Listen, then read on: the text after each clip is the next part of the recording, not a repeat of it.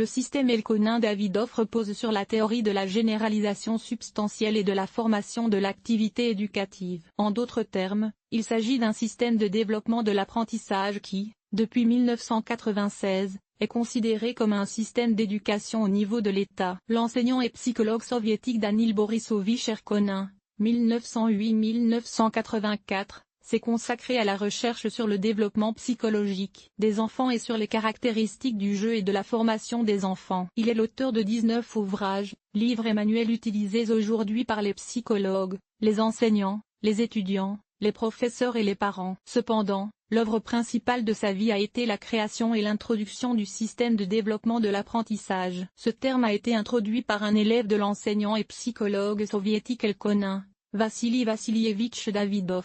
1930-1998. Le programme des matières scolaires de base et des enseignants a été élaboré précisément par Davidov.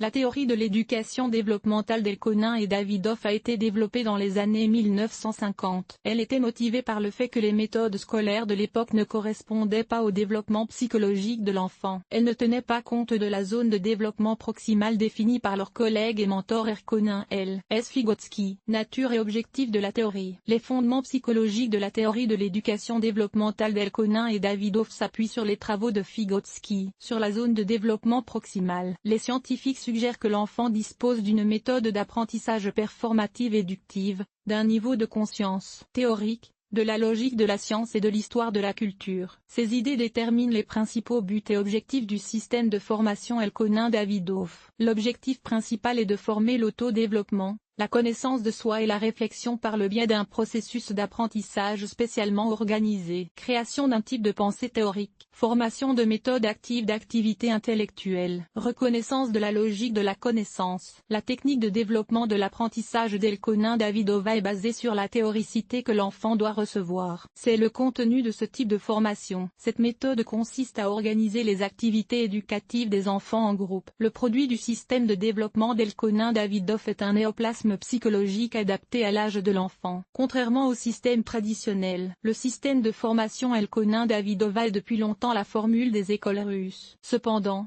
il diffère sensiblement de la version classique par ses objectifs, ses méthodes et ses résultats. Système classique.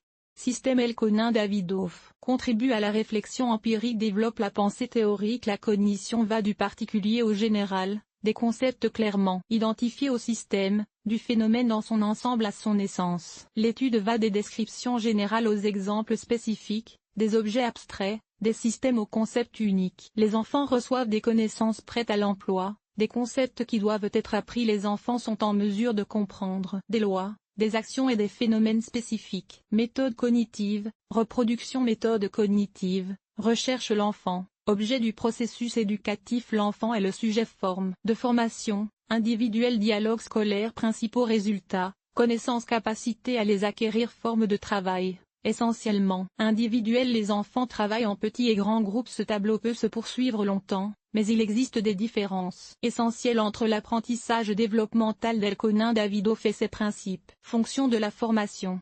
Les caractéristiques de l'apprentissage développemental d'Elkonin et Davidov reposent sur les principes suivants comme L. S. Vygotsky. Le développement de l'enfant se confond avec la culture et s'appuie sur les résultats de la maturation naturelle. La formation en tant que telle devrait nourrir l'enfant et dépendre de la zone de développement proximale. L'apprentissage doit précéder le développement et les étudiants agissent en tant que sujet d'apprentissage. Pourquoi la technique Elkonin-Davidov d'apprentissage par le développement est-elle si efficace? Les élèves apprennent d'abord des méthodes générales pour résoudre des tâches dans la même direction. Par la suite, ils résoudront de la même manière des problèmes individuels, des exemples spécifiques. Le programme d'études est construit de manière à ce que les compétences acquises soient améliorées dans chaque tâche au fur et à mesure qu'elles sont spécifiées et améliorées. Dans le programme de formation Elkonin-Davidov, la recherche de cette méthode générale s'appelle une activité éducative. Pendant les cours, les enfants s'engagent dans une recherche et essaient d'utiliser les moyens pour résoudre la tâche. Ils cherchent, demandent et raisonnent. Les déclarations des enfants ne sont pas erronées, mais elles sont considérées comme réfléchies. Ainsi, comme dans une école normale, l'évaluation ne peut être présente ici. Cependant, les enseignants soulignent inévitablement les réussites et les partagent avec les enfants et les parents. La méthode d'enseignement d'Elkonin et Davidov signifie que la recherche de solutions se fait avec les autres élèves, les parents et les enseignants. Bien sûr, il y a aussi un manuel. Cependant, c'est à l'enseignant que revient le rôle principal d'assistant dans cette recherche. Des supports méthodologiques ont été développés pour les enseignants afin de leur permettre de créer l'environnement nécessaire en utilisant les méthodes et les principes d'apprentissage développemental d'Elkonin-Davidov. Aspect psychologique. Nous avons déjà mentionné que la théorie de Vygotsky se reflète dans le système d'éducation développementale. Dans ce système, la détermination de la zone proximale de développement est fondamentale. En outre, la formation est divisée en niveaux en fonction du développement mental de l'enfant. Le développement de la formation doit tenir compte des éléments suivant les néoplasmes qui devraient apparaître à chaque âge particulier. Les activités clés pour ce groupe d'âge. Le contenu et les méthodes d'activité. La relation entre l'hôte et les autres activités. Quels sont les résultats de l'apprentissage? Système de développement Erkonin-Davidova favorise l'épanouissement personnel et le développement de soi. Les enfants développent une pensée logique. Les enfants s'efforcent d'acquérir de nouvelles connaissances, compétences et réalisations plutôt que de bonnes évaluations. Les élèves acquièrent de nombreuses connaissances théoriques qui leur permettent de résoudre des problèmes pratiques. À la fin de leur scolarité, les hommes acquièrent un potentiel créatif, la capacité de réfléchir, d'analyser des informations et de planifier leurs activités. Le système enseigne la réflexion,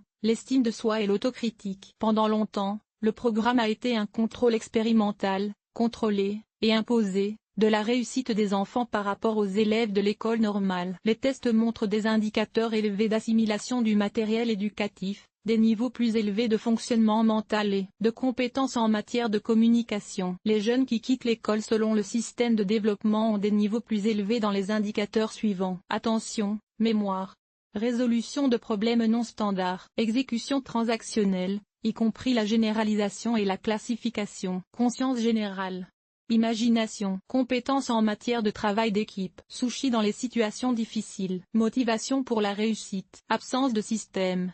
Les écoles qui étudient selon le système Erkonin-Davidov ne sont pas si rares. Cependant, ces caractéristiques de l'éducation présentent des inconvénients. Tout d'abord, ils sont dus à la difficulté d'adopter une approche non standard avec les parents. Par exemple, de nombreuses questions portent sur le système de numération introduit par Elkonin et Davidov dans la section mathématiques. Les parents dont les enfants apprennent dans le cadre de ce système doivent toujours être prêts à participer au processus et à discuter en permanence avec leurs enfants. En effet, les enfants apprennent à trouver les réponses par eux-mêmes et à prouver leur point de vue. Cela ne plaît pas à beaucoup de parents. Nous nous concentrons sur l'enfant, pas sur le parent, déclare un enseignant de l'école. Il est également important de noter que la méthodologie d'Elkonin-Davidov est fondamentalement différente des autres. Cela entraîne de nombreuses difficultés si l'enfant n'étudie pas dans une telle école depuis la première classe ou s'il ne va pas dans une école normale. Les enseignants rencontrent également des difficultés. Tout le monde n'est pas prêt à travailler dans un tel système et n'est pas prêt à se recycler complètement. Le système Erkonin et Davidov est basé sur des connaissances psychologiques et philosophiques ainsi que sur d'autres connaissances pédagogiques et philosophiques que les universités pédagogiques. Conclusion. En conclusion, supposons que nous puissions comprendre brièvement le système de formation évolutive d'Elkonin et Davidov. Ce n'est pas le cas pour tout le monde. Vous devez peser le pour et le contre et évaluer vos forces et votre temps avant de confier votre enfant à une telle école. Mais si vous êtes prêt à adopter une nouvelle forme et une nouvelle approche de l'apprentissage, vous pouvez être sûr que votre enfant développera ses capacités et réussira.